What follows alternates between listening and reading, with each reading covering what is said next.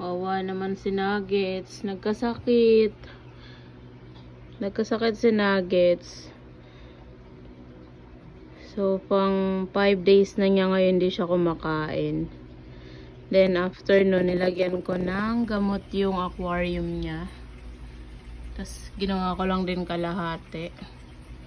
Tapos, ngayon, ay, try natin kung kakain si Nuggets. Nuggets, oh.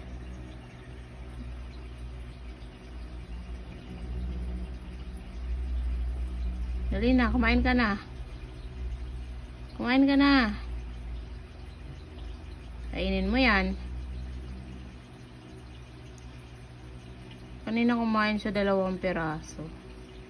Ayun lang, kinain niya 2 pellets lang. For 5 days. Pero at least gumagaling na siya. Kasi meron siya mga butas-butas dyan sa mukha niya.